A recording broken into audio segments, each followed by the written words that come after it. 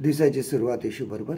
बऱ्याच वर्षापूर्वी आम्ही सापुतारा ह्या ठिकाणी गेलो होतो आणि त्या ठिकाणी रोपवे बांधण्यात आला होता आणि त्या रोपवेमधून त्या ट्रॉलीमध्ये बसून मग ते लोक उंचावरून असं जायचे आणि मध्ये एका ठिकाणी थांबवली जायची ती ट्रॉली आणि खाली खूप खोलवर अशी दरी असायची आणि बऱ्याच वेळेस असं वाटायचं की ती ट्रॉली थोडीशी हलायची हवेने आणि मग खूप भीती वाटायची. परंतु निघतानाच आम्हाला सांगण्यात आलं होतं की स्थिर राहा, एका जागी राहा, हालचाल करू नका.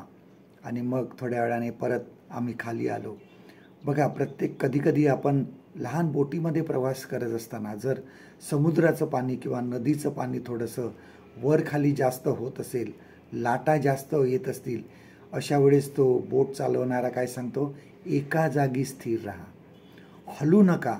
हल्ल्यामुळे काय होतं की आपण सगळ्यांचाच बॅलन्स जातो आणि कदाचित बोट जी आहे ही कलंडली जाते. आपल्या जीवनामध्ये सुद्धा असंच आहे.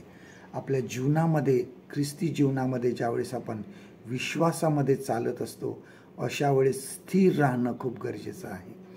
स्थिर राहणं, एका जागी स्थिर असणे म्हणजे एका जागी बसून राहणे असं नाही आहे, परंतु आपल्या विश्वासामध्ये आपण दृढ राहणं, स्थिर राहणं हे खूप महत्त्वाचं आहे.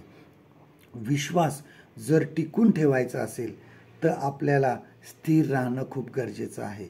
एका विशिष्ट ध्येयाकडे आज आपण धावत आहोत. आपलं ते ध्येय आहे ते म्हणजे सार्वकालिक जीवन. अशा ठिकाणी आपल्याला धीराने धावावं लागत आहे, धीराने धावायचं आहे. अशा वेळेस आपलं मन स्थिर असणं खूप गरजेचं आहे.